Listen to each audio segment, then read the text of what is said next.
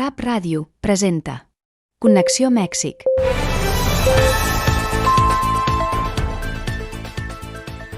És un plaer retrobar-nos amb vosaltres, la nostra estimada audiència, a una emissió més de Connexió Mèxic. Gràcies per ser-hi, per escoltar-nos i per formar part d'aquesta comunitat de Radio Amèrica Barcelona. Avui tenim un programa carregat, com sempre, d'actualitat, reflexions i converses. Com sempre, saludem amb molt de gust al nostre col·laborador habitual, la veu experta en tot el que passa a Mèxic, en Leonardo Alvarado. Benvingut de nou. I avui ens acompanya també un convidat molt especial i col·laborador, en Alonso Leal, amb qui conversem sobre un català de naixement, Anton Joan Pau Prim i Prats, una de les figures militars i polítiques destacades del segle XIX a Espanya i a Catalunya, qui va estar a Mèxic i aquí com a reconeixement el seu pas per la història mexicana, a la ciutat de Mèxic se li va dedicar un carrer que encara avui porta el seu nom, el carrer General Prim. Gràcies, Alonso, per acceptar la invitació i ser-hi amb nosaltres. Gràcies. I ja, sense més preàmbuls, comencem. El bloc d'actualitat. Connexió, el fil que et connecta amb Catalunya. ¿Qué tal, Leonardo? ¿Cómo va todo? Hola Miriam, qué gusto estar aquí de nuevo contigo, con Alonso.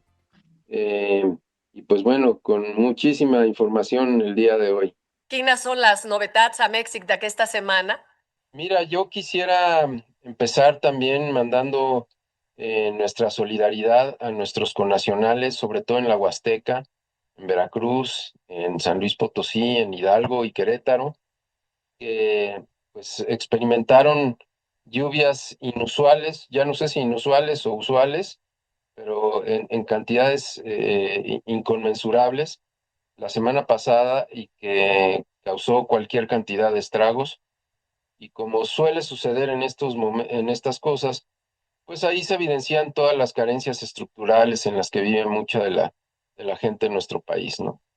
Y a pesar de los esfuerzos del gobierno y la buena voluntad de la presidenta Sheinbaum, pues se topó con escenarios francamente dramáticos, ¿no? En todos los sentidos. Así que, pues ojalá que de veras la voluntad que ha mostrado la presidenta pudiera permear hacia otros niveles de gobierno, hacia el nivel municipal y sobre todo al nivel estatal, donde parece que muchas cosas no han cambiado, ¿no? A pesar de los pesares, seguimos viendo una serie de prácticas y cuestiones pues que nos dejan pensando en la profundidad de la transformación que en principio deberíamos estar emprendiendo en estos tiempos, ¿no?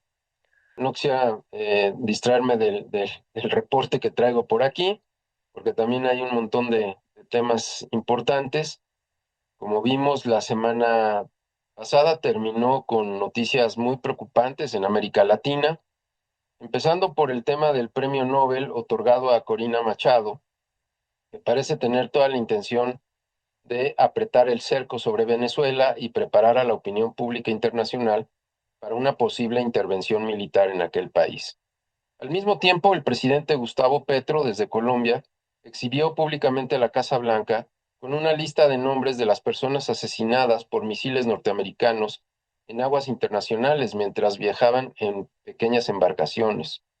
Y aunque desde el sur se repudió en absoluto las ridículas demostraciones de Javier Milei en Argentina y la destitución de Dina Boluarte en Perú, lo cual pareció abrir una grieta en el proyecto de la ultraderecha en la región, lo cierto es que América Latina vuelve a parecer más un campo de batalla en el que se disputan el territorio por un lado Estados Unidos y China, y se lo disputan abiertamente por la supremacía económica, tecnológica y política en la región.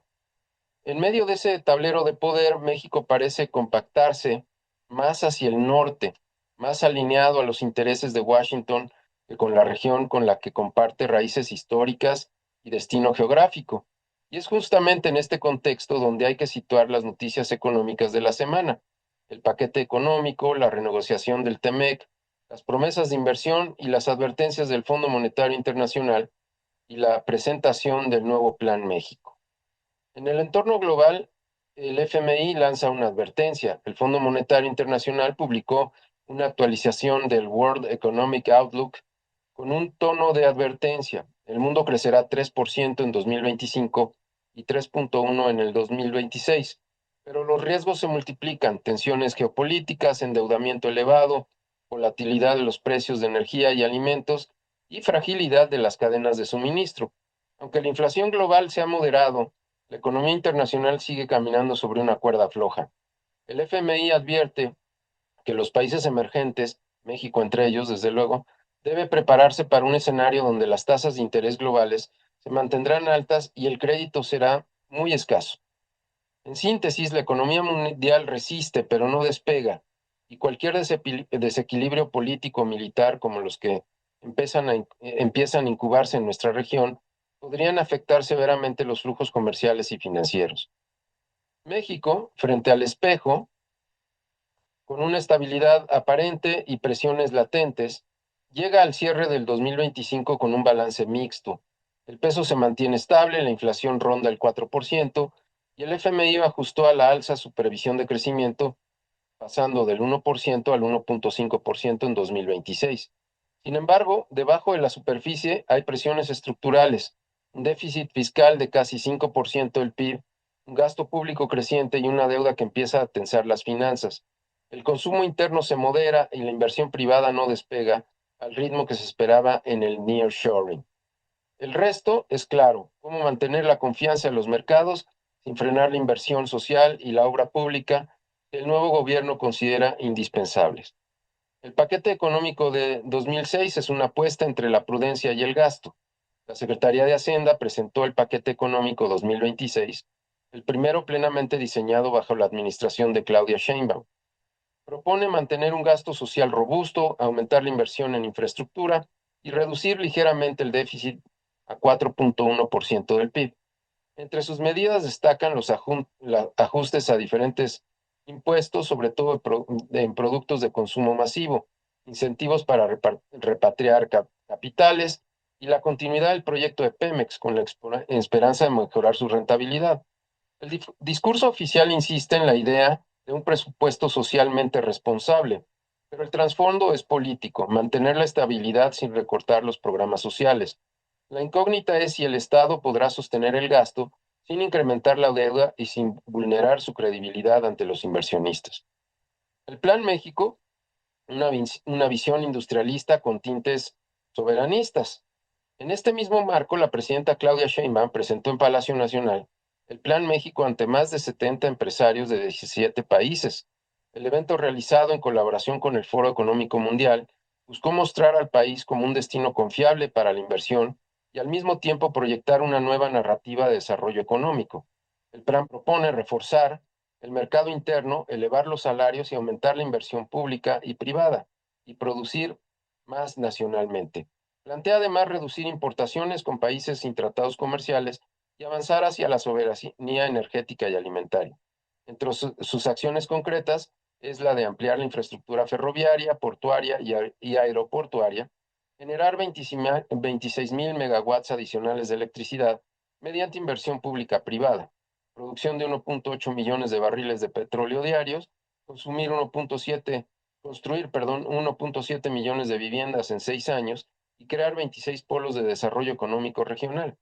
Sheinbaum también adelantó el lanzamiento del proyecto México País de Innovación, enfocado en 4 ejes: formación científica, técnica y humanista, financiamiento a pymes para innovación de servicios de ingeniería y un laboratorio nacional de inteligencia artificial. El presidente del Foro Económico Mundial, Jorge Brende, celebró el plan y dijo que México podría convertirse en una economía avanzada en 10 o 15 años si aplica las reformas adecuadas. A su vez, Salesforce anunció inversiones multimillonarias en dólares para los próximos 4 años. En el análisis crítico del plan, podemos decir que tiene un fuerte componente político y simbólico. Busca presentarse como el inicio de una etapa de desarrollo soberano, pero en los hechos mantiene una integración económica profunda con Norteamérica. Es el fondo de una propuesta en el fondo es una propuesta para industrializar México dentro del sistema del TEMEC, más que una política de integración latinoamericana. Sus pilares: infraestructura, energía, vivienda, agua, polos de desarrollo e innovación, delinean una visión nacionalista con enfoque social, pero sus riesgos son evidentes. El financiamiento, la magnitud de los proyectos supera lo presupuestado en el paquete económico.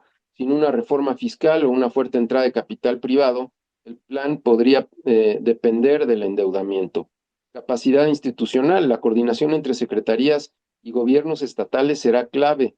México no ha mostrado en décadas la consistencia administrativa necesaria para ejecutar tantos proyectos simultáneamente. El entorno global, pues, qué decir más que el contexto geopolítico que es muy frágil. Si se tensan las relaciones comerciales con Estados Unidos o se desacelera el crecimiento global, los polos de desarrollo podrían quedarse sin inversión real. El elogio del Foro Económico Mundial, aunque diplomático, tiene un mensaje entre líneas. México tiene potencial, pero necesita reformas profundas, especialmente en el Estado de Derecho, política energética y seguridad. En otras palabras, la credibilidad del plan dependerá menos del discurso y más de su capacidad de ejecución y transparencia. Por lo que respecta al TEMEC, el reloj está en marcha y marca el futuro. En paralelo con otro frente, se abre el de la revisión del TEMEC programada para el 2026. México ya inició consultas con los sectores automotrices, agrícola, minero y energético para delinear su postura. Estados Unidos, sin embargo, ha dejado entrever que pretende negociar por separado con México y Canadá, lo cual fragmentaría el bloque y pondría a nuestro país en una posición más vulnerable. En la mesa estarían temas sensibles como las reglas de origen, de autopartes, las condiciones laborales y sindicales, y los subsidios energéticos y el cumplimiento ambiental. La renegociación del TEMEC será más que un proceso técnico, será una batalla política y económica que definirá si México sigue siendo un socio estratégico o solo un eslabón subordinado de la cadena norteamericana de producción. El discurso de las inversiones entre el optimismo y la realidad, y en medio de ese panorama, la empresaria Altagracia Gómez declaró esta semana que más de 10 países han manifestado interés en invertir en México, destacando que el país vive un momento inmejorable para atraer capital. Sin embargo, la realidad podría ser muy distinta. Si miramos el panorama completo, hay un hilo que conecta todos estos hechos. Mientras América Latina vive un reacomodo político y geoestratégico, México parece apostar por consolidarse como socio confiable de Norteamérica. Pero esa estrategia tiene costos: la distancia con Sudamérica, menor protagonismo regional y una creciente exposición a las tensiones entre Washington y Pekín. La región se mueve y México debería decidir si sigue siendo parte del bloque norteamericano o si recupera su papel histórico de mediar entre el norte y el sur. El reto es sostener el equilibrio. De aquí al cierre de año veremos tres cosas decisivas que son cómo se aprueba el paquete económico en el Congreso, cómo avanzan las consultas para la negociación del TEMEC y si este sobrevive, y si las promesas de inversión empiezan a materializarse. Mientras tanto, las advertencias del FMI y las tensiones globales obligan a México a caminar con cautela, no sobrereaccionar al optimismo ni ceder ante las presiones externas. México necesita reafirmar que puede ser una economía moderna sin renunciar a su soberanía, una nación integrada al mundo, pero fiel a su identidad latinoamericana. El desafío, como siempre, será equilibrar la política con la economía, el discurso con la ejecución y la esperanza con la realidad.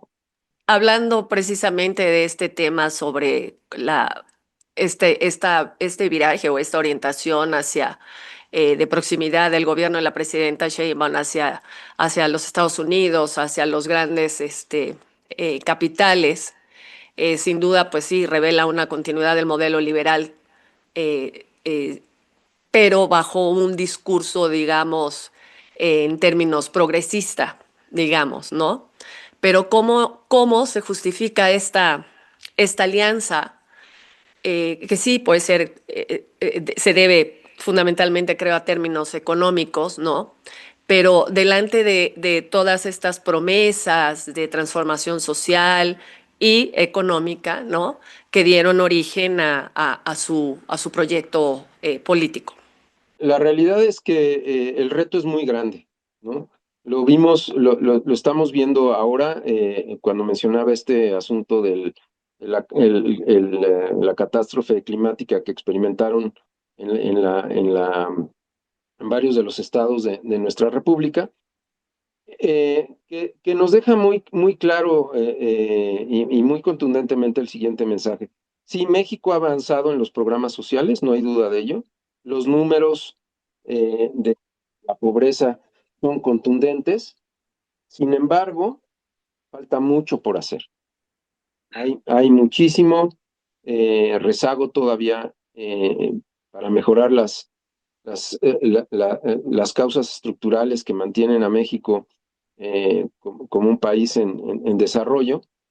Y pues la apuesta es muy grande, porque como bien lo acabas de decir, ¿qué tendrá más peso, ¿no? ¿El capital o la necesidad social, ¿no?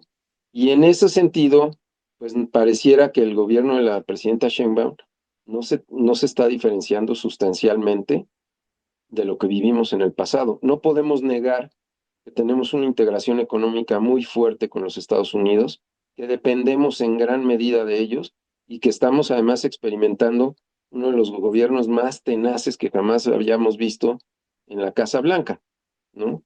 Pero sí se ve lejos la posibilidad de que las promesas sociales se vayan materializando mientras sigamos, pues sí, siendo socios económicos a ese nivel de Estados Unidos y además eh, sin tener iniciativas, porque habría que ver si dijeran, bueno, vamos a balancear esto y también tenemos una iniciativa que está mirando al sur global, pero al sur global no tenemos prácticamente ninguna iniciativa.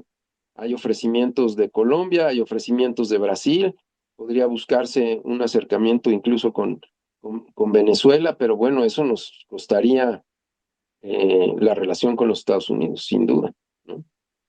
Y en esta disputa territorial que hay entre China y Estados Unidos en la región, lo último que esperan los norteamericanos es que nosotros nos decantemos por el sur global. Así que, si me preguntas y en resumen, lo veo muy complicado que las promesas sociales se vayan a materializar con todas estas iniciativas y proyectos. Com sempre, Leonardo, moltes gràcies per la teva anàlisi clar i enriquidor. Ha estat un plaer comptar amb la teva mirada experta. Un placer, Miriam, siempre estar aquí contigo. Som el fil que et connecta amb el país. Connexió cada dia a RAP Ràdio. Dilluns, Connexió Luxemburg. Dimarts, Connexió Argentina. Dimecres, Connexió Madrid. Dijous, Connexió Mèxic. Divendres, Connexió Catalunya. Escolta'ns a rap.cat, a les plataformes de podcast i a YouTube. Si vius a l'exterior, som la teva ràdio. El passat 7 d'octubre es van complir 2 anys d'un moment que va marcar una nova i devastadora fase del conflicte entre Israel i Palestina. Aquell dia del 2023 va donar inici a una escalada de violència que ha profunditzat encara més les ferides d'una crisi que arrossega dècades de dolor i lluita. Aquest editorial es dedica a posar la mirada en aquells que s'han atrevit a anomenar genocidi en un conflicte on molts altres han preferit silenciar o emmascarar la realitat amb eufemismes. El sud que nomena el genocidi, la veu d'Amèrica Llatina davant Gaza. Nomenar un crim és el primer pas per trencar el silenci que l'amaga. Per això, quan a Gaza van començar a multiplicar-se les imatges de ciutats arrasades, hospitals destruïts i famílies senceres exterminades, algunes nacions del sud global es van atrevir a pronunciar la paraula que molts governs del nord eviten: genocidi. El primer a fer-ho va ser Sud-àfrica, un país que coneix en la seva pròpia història la brutalitat de l'apartheid. Al gener del 2024, Sud-àfrica va portar Israel davant del Tribunal Internacional de Justícia, acusant-lo de violar la Convenció sobre el Genocidi. El seu gest no va ser només jurídic, va ser polític i moral. Un país que havia patit la segregació racial denunciava al món una nova forma d'apartheid, aquesta vegada al Pròxim Orient. Poc després, l'Aràbia Saudita, Kuwait, Jordània i altres membres del Consell de Cooperació del Golf van denunciar allò que van descriure com una campanya genocida contra el poble palestí. La Organització per a la Cooperació Islàmica i diversos organismes de drets humans van reforçar aquesta posició assenyalant que els atacs al setge i al desplaçament forçat a Gaza reunien els elements del crim de genocidi. Però potser on aquesta veu va tenir una ressonància particular va ser a Amèrica Llatina, una regió que històricament ha acompanyat la causa palestina i que coneix en carn pròpia els efectes del colonialisme, la repressió i la desigualtat estructural. Entre els primers països llatinoamericans en utilitzar el terme de manera explícita es troba Bolívia. L'abril del 2024, el president Luis Arce va instar al bloc de l'ALBA TCP a prendre una acció ferma i decisiva davant l'inacceptable genocidi que té lloc a la franja de Gaza. Mesos després, Bolívia va presentar una declaració per sumar-se al cas iniciat per Sud-àfrica. A l'Assemblea General de la ONU del 2025, Arce va ser encara més contundent. Va acusar als Estats Units i Israel de practicar genocidi contra el poble palestí. També Colòmbia, sota el govern de Gustavo Petro, va adoptar una postura valenta.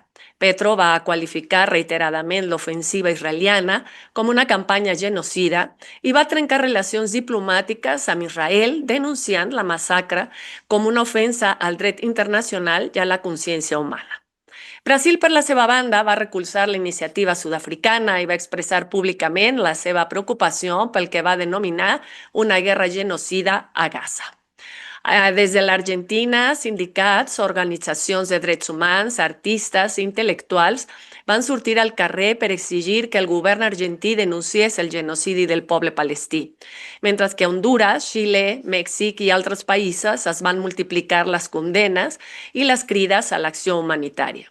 La cronologia mostra una cosa, més que una coincidència diplomàtica, revela una convergència ètica. Des del sud d'Àfrica fins a Amèrica Llatina, les veus que més han insistit a anomenar el genocidi provenen de pobles que han viscut el despossessament, la violència estructural o el silenci imposat per potències estrangeres. Mentre que als grans centres de poder la paraula genocidi segueix sent evitada o substituïda per eufemismes, operació militar, resposta defensiva, crisi humanitària, des del sud global es manté una narrativa diferent, la que reconeix a Gaza no pas com una guerra entre iguals, sinó una massacre sistemàtica, una neteja ètnica prolongada, una política d'aniquilació. Nomenar el genocidi és resistir a l'oblit. Nominar genocidi no és només un gest semàntic, sinó un pas necessari per trencar el silenci còmplice que embolcalla la violència sistemàtica. L'entrevista. Connexió. El fil que et connecta amb Catalunya.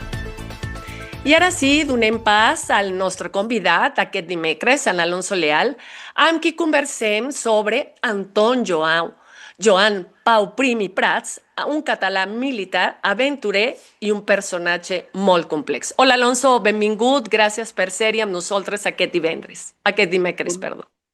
Hola, Miriam. Muchísimas gracias, como siempre. Buenas tardes a Leo también. Muchísimas gracias por la invitación. Como siempre, es un gran gusto estar aquí con ustedes.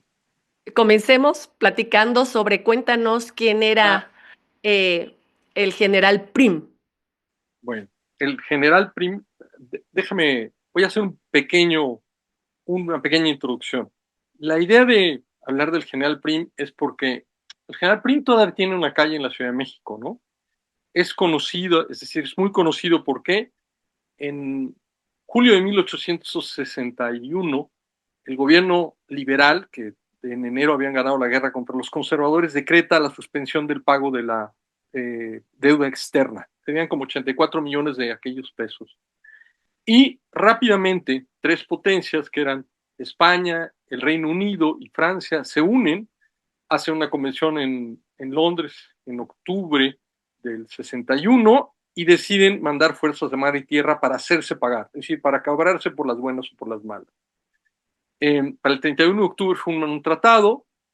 El Congreso mexicano, dirigido en ese entonces el presidente era Juárez, se da cuenta que cometió un error, abrogan la ley para noviembre, pero ya entonces vienen las armadas en camino. Para diciembre ya llega la primera armada, donde no viene todavía Prim, mandada por el que era capitán general de Cuba, un general Serrano.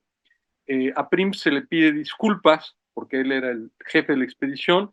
En enero ya está aquí en México y para el 6 de enero llegan primero los ingleses y al día siguiente los franceses, es decir, invaden México. Veracruz en aquel momento era una zona muy insalubre, los soldados, sobre todo españoles e ingleses, empiezan a sufrir enfermedades, vómito negro, probablemente tifoidea, una cosa así, y entonces Prim le escribe a Manuel Doblado, que era el ministro de Relaciones Exteriores y jefe del gabinete de Juárez, diciéndole, ¿no? Porque ya habían empezado, digamos, las negociaciones, diciendo que necesitan moverse a un lugar más salubre, ¿no? Sin que empiecen todavía combates ni cosa por el estilo. Doblado le escribe el 2 de febrero y le pide que se junten en un pueblito que se llama La Soledad, donde se encuentran, y rápidamente producen una cosa que se llama los preliminares del Tratado de la Soledad, donde ambos firman, digamos, una serie de acuerdos. Los Tratados de la Soledad son muy curiosos. Voy a leer rapidísimamente. En el primero son 6 puntos, muy pequeñitos.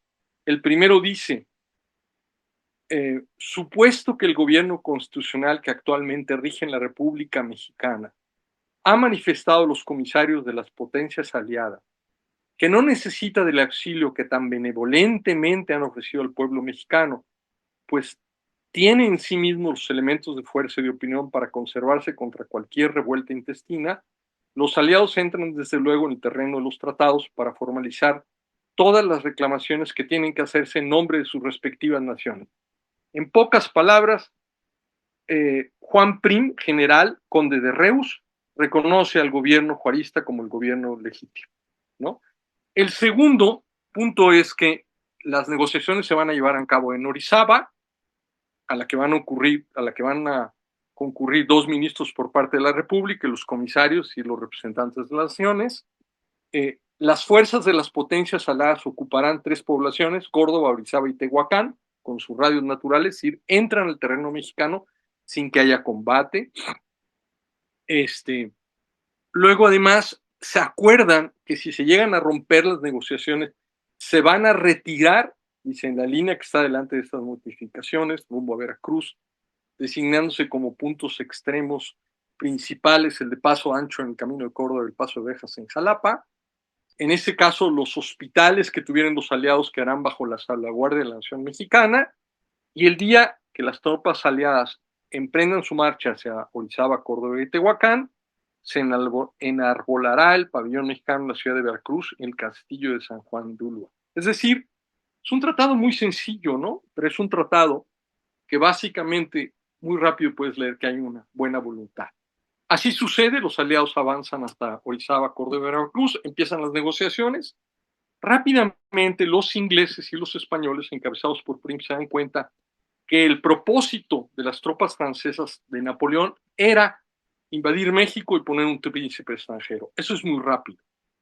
Todavía para el 15 de abril, es decir, avanzan las negociaciones, el 15 de abril hay una discusión donde los franceses acusan a Prim de que lo que él quiere es imponerse, conquistar a México y quedarse aquí. Entonces Prim rápidamente dice que ellos no participan de eso y al final de cuentas se regresa sus tropas, se va a México. Los ingleses no tardan en hacer lo mismo y dejan solo a Napoleón III en su aventura, colonial, de conquista, hablando de colonias. Bueno, los mexicanos, sobre todo los liberales mexicanos, siempre agradecieron a Prim esta actitud, ¿no? Este tema salió un poquito porque encontré un artículo de Max Sau donde habla del tema de Juárez, Doblado y Prim. Y lo que es interesante de ese artículo es que ciertamente Prim tuvo muy buena voluntad, pero no era una cuestión nada más personal de él. Prim, desde que llega, tiene claro que no va a conquistar a México, que además él trae 10,000 tropas y necesitaría por lo menos 20,000, pero además en ese momento el gobierno, el presidente del Consejo de Ministros en España es Leopoldo O'Donnell y el ministro de Relaciones se llama Saturnino Calderón, y ambos le expresan a Prim que no tienen interés de venir a reconquistar a México. Prim entonces, en muchos sentidos, sigue las instrucciones de su gobierno, no quiere conquistar a México, pero hay, digamos, este trato de buena voluntad, este entendimiento con doblado, ¿no? Entonces, Prim, digamos, tuvo buena voluntad, probablemente tuvo amabilidad, se comportó de manera muy, muy bien, y esa es una razón por la cual los liberales mexicanos siempre le agradecieron su actitud. Prim, y llegando a tu pregunta, ¿quién era? Bueno, Prim estaba casado con una mexicana que se llamaba Francisca González Agüero, que era tía, por lo visto, de José González Echeverría, ministro por un tiempo, ministro de Hacienda de Juárez. 3 años antes, en el 58, ya había surgido, en el 57, ya había surgido el tema en España de las deudas que México tenía con España, y ya se había hablado de hacer una invasión, y Prim en su momento se opuso, ¿no? Entonces, ¿quién era Prim? Prim es algo curioso. Primero que nada era catalán, catalán por los 4 costados, nacido en Reus, ¿no? Nacido en Reus, en Cataluña. Nació el 6 de diciembre del 14, murió el 30 de diciembre de 1870. Fue militar y político español. Llegó a ser conde de Reus, de donde nació, marqués de los Castillejos y vizconde del Bruc. Y llegó en 1869 a ser presidente del Consejo de Ministros. Llegó a ser general. Absolutamente todos sus grados los conquistó en el campo de batalla. Fue militar de toda la vida. Tenía 19 años cuando entró en las guerras carlistas a luchar contra los carlistas y de parte de la reina, ¿no? Estuvo en la guerra de África, era un hombre que mostraba, un hombre muy, muy valiente, mostraba dotes de mando, valor y temeridad, y con la revolución, la famosa gloriosa, la que hace que se expulse Isabel II del trono, él llega a ser presidente del Consejo de Ministros y es digamos, el gobernante de España. Ahora bien, es algo muy curioso. Catalán, sí, catalán. Pero, ¿cómo se llama? En 1843, bajo el gobierno de Espartero en España, hay una rebelión que se llama la Revolución de la Llamancia en Barcelona, que se va contra el gobierno central. A Prim lo hacen capitán militar de la zona, y Prim reprime a sangre y fuego la rebelión catalana. De hecho, somete a un asedio a Barcelona desde principios de octubre a principios de noviembre y la bombardea. Luego fue tomando una a las ciudades sublevadas, Girona, Figueras y su propia ciudad de Reus. Este aplastamiento del movimiento de la Llamancia, ¿no? Le consiguió a él el fajín de general. Así llegó a general. Ahora bien, entonces, en 43, Prim, que había llegado a ser general en el campo de batalla, entra como soldado raso y conquista, se vuelve subteniente, teniente, todos en el combate, primero contra los carlistas y después contra los mismos catalanes. Entonces, siendo general, digamos, entra en las cuestiones políticas y en su momento, por ejemplo, en 51, empieza se disuelven las cortes y se convocan elecciones, y Prim se presenta primero por Vic, donde gana la elección, lo nombran capital de Puerto Rico, renuncia a ser parlamentario, luego le quitan el cargo, y en su momento un diputado progresista de Barcelona había ganado 2 escaños y le ofrece a Prim donar uno de los escaños. Y entonces Prim, estamos hablando de 51, por supuesto no es muy querido entre sus compatriotas, los catalanes, no es muy querido. Entonces Prim lo que hace es promete rectificar sus errores, ser el campeón del liberalismo progresista, defender los derechos catalanes, sobre todo los económicos, y elegirse en el máximo defensor de las libertades ciudadanas. Y efectivamente así lo hacen, empieza a defender, sobre todo en las cortes, a Cataluña, a la economía catalana, a defender a los catalanes, etc. En 1860 va a la guerra de Marruecos Y Cataluña, esa guerra se presenta como una guerra, digamos, de defender las ofensas que Marruecos había generado a España, y hay una gran, digamos, la gente está a favor de esta guerra. Cataluña forma un voluntario de catalanes españoles. Prim no llega entre los primeros generales, llega después, lo llaman después y es comandante de los ejércitos de reserva, y como tal dirige a los voluntarios catalanes que, ¿cómo se llama? Los arenga en catalán, que se vuelven además muy efectivos, ¿no? Al final de cuentas, ¿cómo se llama? En las batallas principales, en la batalla de Tetuán y la batalla de Castillejos, tanto Prim, que en algún momento dado ataca a pecho descubierto, es decir, no con fusiles, sino agarra la espada, y detrás de él los voluntarios catalanes en bayoneta y atacan a los árabes, inclinan las batallas a su favor y lo llaman, por ejemplo, el héroe de Castillejos.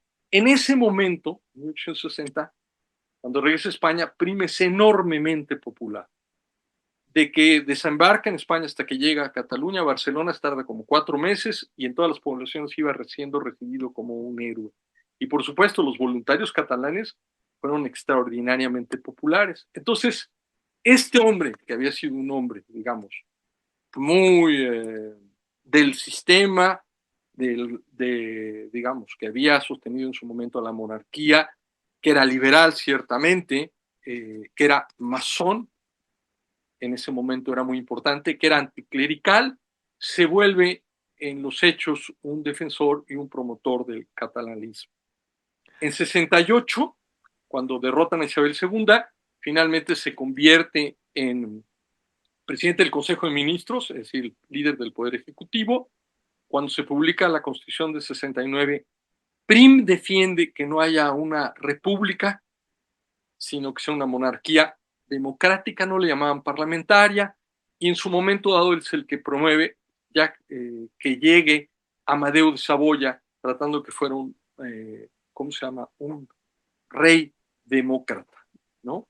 Entonces, es alguien muy curioso porque fue muy importante en la historia de España del siglo XIX, fue importante también, como después se podría platicar, para estas reivindicaciones catalanas, para promover el nacionalismo catalán, pero al mismo tiempo era un hombre que sostenía a la corona española y al Estado español.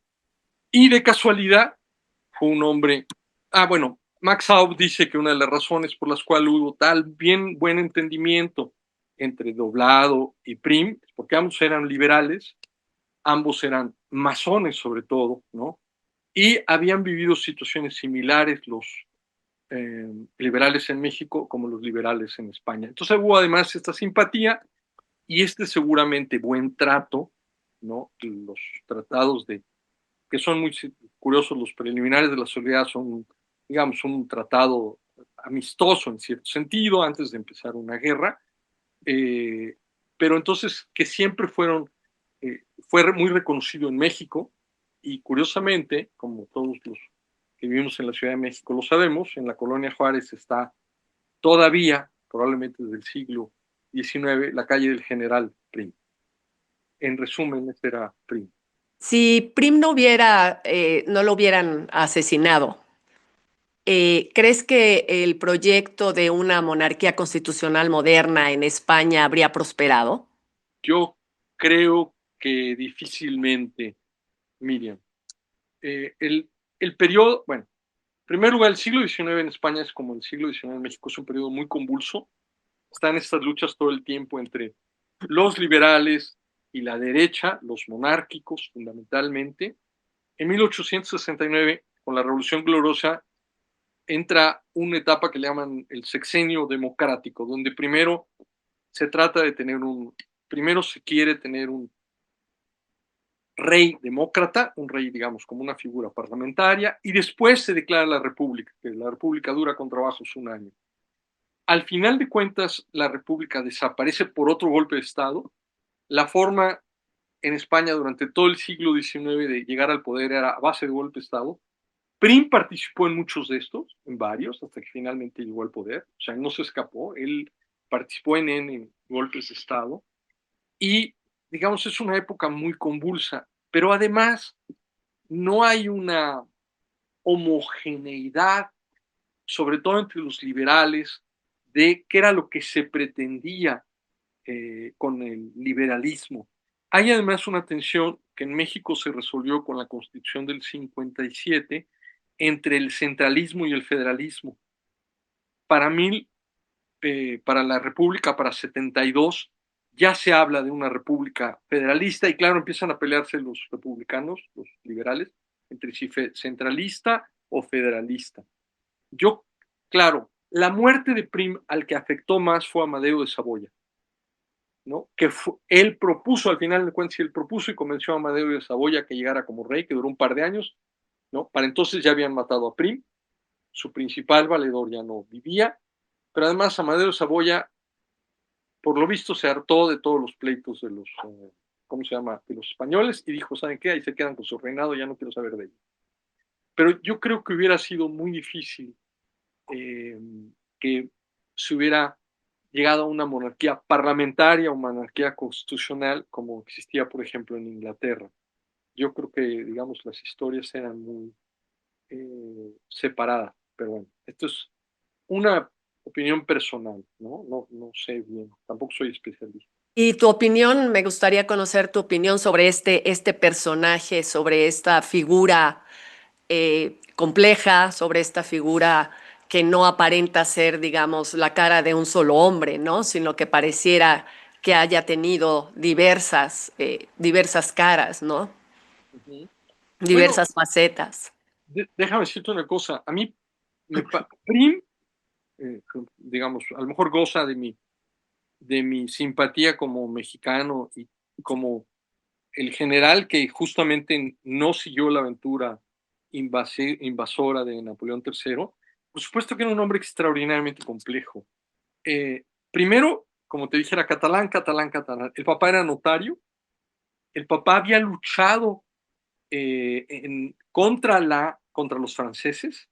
El papá había luchado, o sea, luchó en la guerra de independencia de España contra los franceses.